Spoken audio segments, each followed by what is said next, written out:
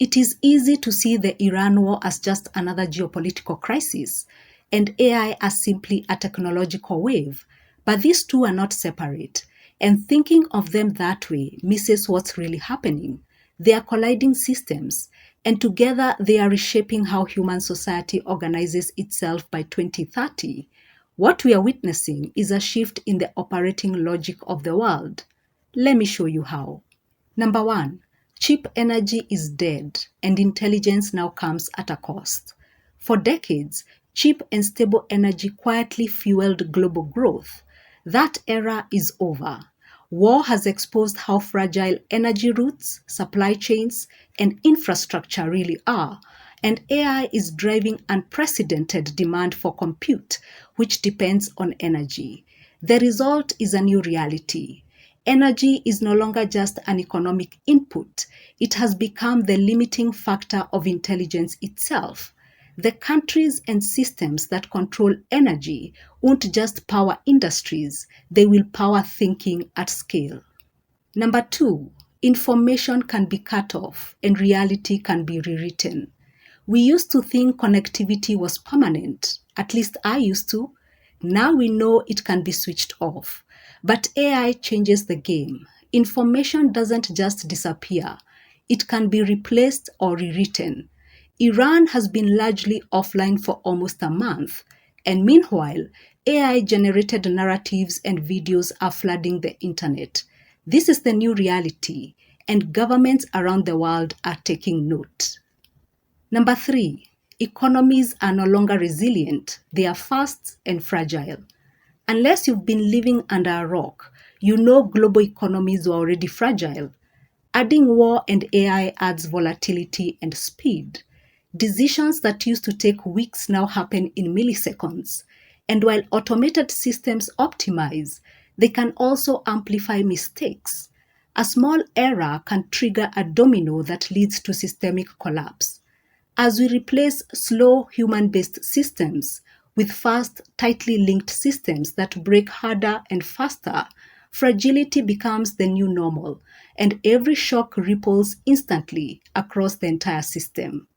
Number four, food and supply chains are not just vulnerable, they can be controlled. Supply chains once followed geography and trade routes. Now AI decides where things go, who gets what, and when, which means getting food and other essentials is no longer automatic. In a world with political tension like this moment, supply chains are not just fragile, they are tools that give some people power over others. Number five, public confidence is broken and trust is moving elsewhere. Trust in institutions was already weakening, and war is simply accelerating the collapse. Today, more people are turning to AI to interpret the world. So, trust is shifting from governments to algorithms. The danger is that these systems are not neutral. They carry the choices of their creators, meaning they don't just mediate reality, they shape understanding. This creates two types of people: those controlling the system, who understand how it works and can predict, manipulate, or bypass it, and the majority living inside the system, who experience the outputs but don't control or fully understand the mechanisms. That is you and I. Number six, the old global order is collapsing.